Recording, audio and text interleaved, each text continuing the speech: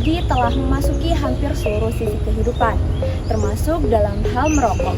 Rokok konvensional perlahan digantikan oleh produk yang lebih modern seperti IQOS, yang katanya lebih minim resiko, lebih aman, atau justru lebih bersih. Banyak orang berpikir dengan beralih ke IQOS, mereka sudah membuat pilihan yang lebih sehat. Namun, apakah benar demikian? Apakah menghilangkan asap berarti menghilangkan bahaya? Balik klaim pengurangan risiko, kita perlu melihat lebih dalam. Karena menyangkut kesehatan, keputusan kita tidak hanya berdampak pada diri sendiri, tetapi juga pada orang-orang terdekat. Video ini hadir bukan untuk menghakimi, melainkan mengajak kita semua untuk berpikir lebih kritis dan bertanggung jawab atas kesehatan diri sendiri dan orang lain, terutama di lingkungan keluarga. Karena promosi kesehatan yang baik dimulai dari edukasi yang benar, serta kesadaran diri untuk masa depan yang lebih sehat.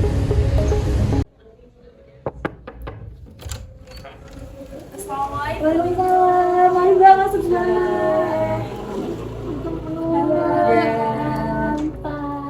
Mari silakan duduk, Mbak.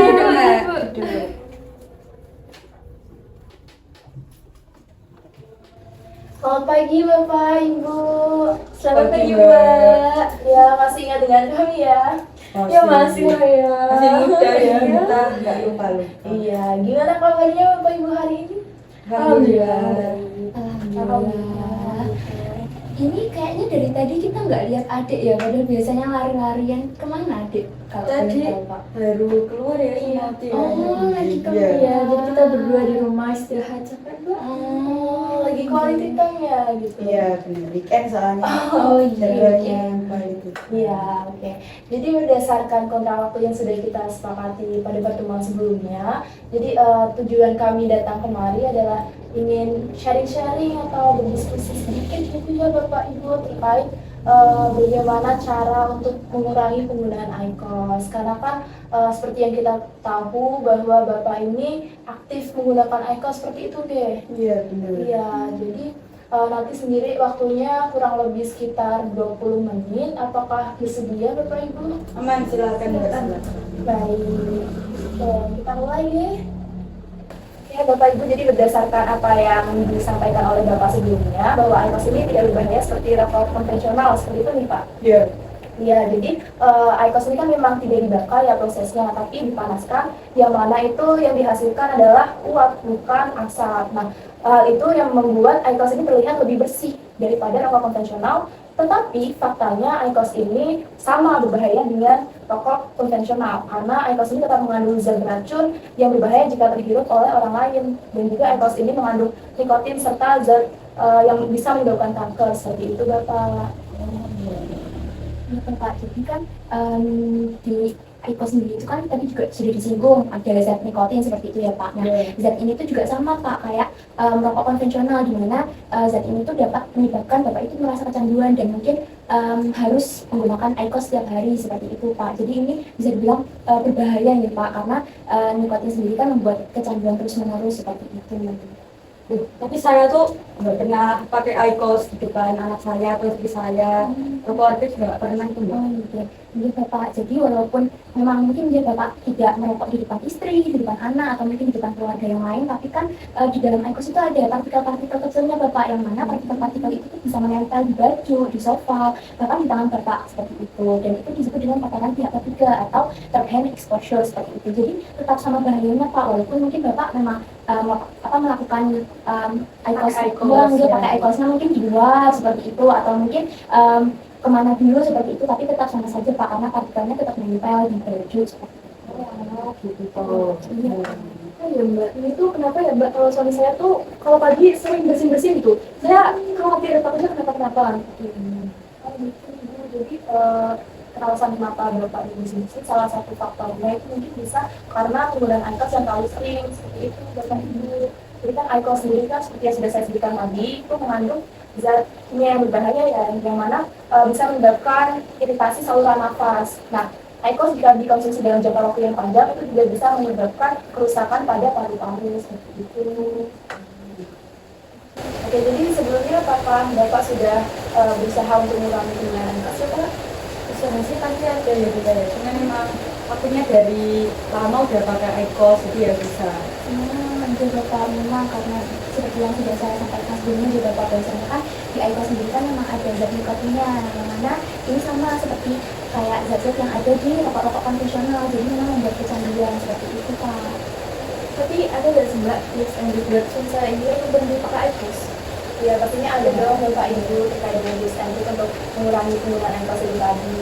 Nah dari tips and tricks sendiri itu ada dua cara yang bisa Bapak lakukan, yaitu melalui terapi medis yang mana ini harus dikonsultasikan dengan dokter terlebih dahulu Bapak. Lalu yang kedua adalah terapi non medis. Nah sebelumnya apakah Bapak dan Ibu sendiri sudah mengetahui tentang terapi non medis dan juga terapi medis tadi?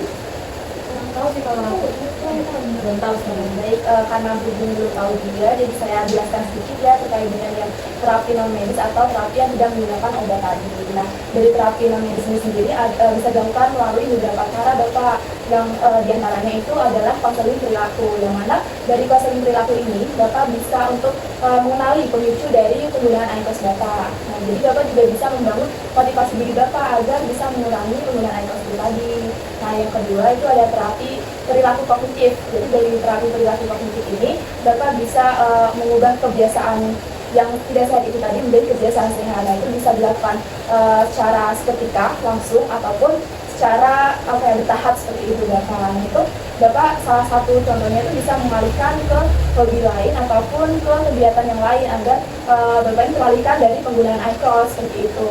Nah yang ketiganya yang paling penting Bapak yaitu bisa mencari dukungan yang positif. Nah salah satunya itu bisa dari keluarga ya Ibu gitu. Jadi dari keluarga ini nanti bisa mensupport Bapak agar nantinya bisa mendukung Bapak ini untuk berhenti seperti itu menggunakan IQOS. Nah Bapak juga bisa sharing-sharing ke teman-teman yang mungkin menggunakan IQOS ataupun rokok. Jadi Bapak bisa untuk saling mendukung satu sama lain untuk nantinya bisa berhenti menggunakan IQOS seperti itu.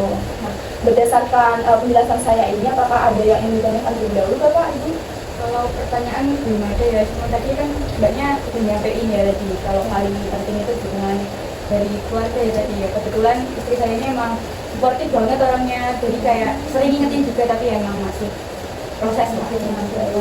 Saya tidak sepenuhnya mendukung suami saya untuk berhenti pakai IQOS ya, bagaimanapun juga kan masih punya anak kecil, masih ada jadi bagus yang sudah dilakukan oleh ibu ya yang sudah mensupport Bapak. Jadi kan dari keluarga Bapak Ibu sendiri sudah melakukan salah satu dari ketiga hal itu tadi. Nah untuk kedepannya bisa ditingkatkan lagi ya Ibu untuk lebih mensupport Bapak agar nantinya Bapak ini lambat laun bisa menghentikan penggunaan IQOS itu tadi. Jadi tadi kan sudah dijelaskan ya Pak terkait dengan terapi yang medisnya. Nah, mungkin di sini saya izin memberitahukan terkait dengan terapi medisnya seperti itu. Nah, sebelumnya di pengkajian sebelumnya Bapak menyampaikan bahwa kalau ada asuransi gitu ya Pak dari perusahaan. Nah, itu Bapak. Nanti kalau misalkan dari terapi medisnya ini memang belum maksimal, nah itu Bapak bisa menggunakan terapi medis. Tapi ini harus dikonsultasikan dengan dokter Pak begitu. Nah, kalau dari terapi medis sendiri itu nanti bisa menggunakan semacam kayak untuk mengurangi nikotin seperti itu Pak. Mungkin bisa dengan permen karet nikotin, kemudian ada inhaler nikotin, kemudian ada patch nikotin seperti itu Pak. Nah selain dari itu juga ada obat Pak, namanya obat varenicline, yang dimana obat ini itu untuk mengurangi keinginan Bapak untuk menggunakan IQOS seperti itu Pak. Tapi saya tekankan lagi deh Pak, kalau penggunaan yang secara medis ini memang harus konsultasi dengan dokter, tidak bisa sembarangan seperti itu Pak. Kalau yang terapi non medis tadi itu kan bisa dilakukan mandiri gitu ya. Nah kalau yang medisnya ini nanti Bapak bisa konsultasi dokter dulu kayak penggunaannya bagaimana, kemudian dosisnya dan lain sebagainya begitu. Sebenarnya dari Bapak Ibu ada pertanyaan dulu terkait dengan terapi medisnya ini? Sudah jelas sama jelas. Baik Bapak Ibu, karena memang tadi sudah tidak ada pertanyaan jadi Pak terkait dengan terapi non medis dan juga terapi medisnya, mungkin bisa dijelaskan kembali Pak terkait dengan apa yang sudah kita diskusikan selama kurang lebih 15 menit ini terkait dengan mungkin bahaya IQOS-nya, kemudian tadi juga ada tips and tricks seperti itu, mungkin bisa dijelaskan kembali mungkin? Kalau soal sebenarnya itu tetap berbahaya ya ternyata, karena selama ini aku tinggalannya tuh mana-mana aja gitu, beda sama rokok-rokok konvensional atau rokok-rokok elektrik yang lain. Kalau soal tips and triknya tadi ada dua terapi ya, ada medis sama non medis. Kalau yang non medis tadi bisa kita lakuin mandiri, kayak contohnya konsultasi konsultasi kita itu biar ningkatin motivasi diri lah buat berhenti atau mengurangi pakai IQOS. Yang kedua tadi itu ada terapi perilaku kognitif. Ya, perilaku kognitif tadi itu caranya mengalihkan ke hal-hal yang positif atau hobi yang digemari gitu. Terus bisa juga mulai perlahan-lahan dikurangi penggunaan IQOS-nya atau langsung berhenti saat itu juga. Terus tadi yang terpenting tadi ada dukungan dari keluarga gitu. Kalau yang medis tadi harus konsultasi ya, dia harus konsultasi di dokter, bisa pakai asuransi kesehatan yang kita punya. Terus tadi bisa gantiin nikotin ya, jadi pakai permen kemarin nikotin, inhaler sama nikotin ya tadi ya. Yang paling ampuh tadi juga ada obat, tapi kemarin varenicline, nah itu juga bisa dipakai buat terapi medis gitu. Apa yang sudah Bapak dan Ibu sampaikan itu kurang lebihnya berarti Bapak dan Ibu sudah paham ya terkait apa yang sudah kita diskusikan tadi. Nah, jadi memang kesehatan itu bukan soal langsung berhenti atau tidaknya Bapak, tapi tentang apa keputusan yang kita ambil. Nah, jadi dari jika keputusan kecil Bapak itu tadi mulai mengurangi penggunaan IQOS, itu nanti akan berdampak pada masa depan itu Bapak. Nah, itu akan berdampak pada kesehatan dari keluarga Bapak sendiri seperti itu. Ya, Bapak. Baik, Bapak, Ibu, tadi kan sudah jelaskan deh terkait dengan tips and trick-nya. Nah, selain tips and trick yang sudah kami jelaskan, ini ada booklet deh, Pak, Bu. Ini ada sedikit mengenai materi terkait IQOS yang tadi sudah kita diskusikan seperti itu deh, Pak. Lalu ada juga di halaman terakhir itu ada catatan harian, di mana itu nanti bisa diisi, Pak, terkait seperti journaling seperti itu, Pak. Nanti mungkin bisa diisi dalam waktu seminggu. Nanti itu ada hari, tanggal, kemudian ada waktu dan juga alasan. Misal nanti Bapak di hari Senin itu bisa menuliskan waktu menggunakan IQOS-nya itu pada pukul berapa dan juga alasannya kenapa. Nah, seperti itu bisa ditulis selama seminggu. Nanti Bapak bisa mengevaluasi seberapa sering Bapak menggunakan IQOS dalam waktu seminggu itu. Kemudian seperti itu. Sebelumnya ada yang ingin ditanyakan lebih dahulu, Pak, terkait bookletnya. Nah, ya Mbak ya. Tadi yang dijelasin ya isinya ya. Iya, Pak. Sudah jelas sih kalau dari aku Iya, jelas. Kalau sudah tidak ada yang ingin ditanyakan, mungkin ada yang mau disampaikan terlebih dahulu, Bapak Ibu. terima kasih ya Pak. Iya, Terima kasih banyak. Terima kasih disempetin ya jauh-jauh ya dari Marang atas. Ya, ya, kami juga sangat berterima kasih ya Bapak Ibu sudah meluangkan waktunya untuk diskusi dengan kami. Nah, mungkin sebelum kami akhiri, seperti biasa ya kita kontrak waktu terlebih dahulu. Nah, untuk rencana pertemuan selanjutnya itu pada hari Minggu tanggal 24 Mei 2025 pukul 10 pagi seperti sekarang ini deh. Ya, nah, nanti tujuannya sendiri adalah untuk menilai apakah Bapak sudah menerapkan tips and trick yang sudah kita diskusikan bersama tadi. Nah, jika belum diterapkan, nanti kita akan berdiskusi kembali Bapak Ibu untuk mencari cara-cara atau solusi lain terkait untuk mengurangi penggunaan IQOS itu tadi. Nah, berdasarkan hal tersebut, apakah Bapak dan Ibu bersedia nih? Ibu ya? Iya, ini bisa. Iya, bisa. Baik, kalau alhamdulillah ya kalau Bapak dan Ibu bisa hari Minggu ya. Jadi rencana selanjutnya adalah hari Minggu tanggal 24 Mei 2025 pukul 10. Nanti kami akan datang kembali ke sini Bapak Ibu. Mungkin karena sudah cukup ya Pak Bu, ini juga sudah kurang lebih sudah 20 menit deh seperti kontak awal. Ini kami mengucapkan banyak terima kasih sekali lagi kepada Bapak Ibu yang sudah meluangkan waktu untuk berbincang dan berdiskusi dengan kami. Nah, mungkin kita akan kembali lagi nih minggu depan nanti hari Minggu seperti itu. Kalau begitu kami izin pamit J, Pak Bu, terima kasih. Kami titip salam juga buat adik sama Uti. Sampaikan J. Kalau begitu kami pamit J, Pak Bu, terima kasih banyak. Terima kasih banyak ya. Mari J Bu, mari Pak. Iya, terima kasih. Mari Bu, hati-hati ya.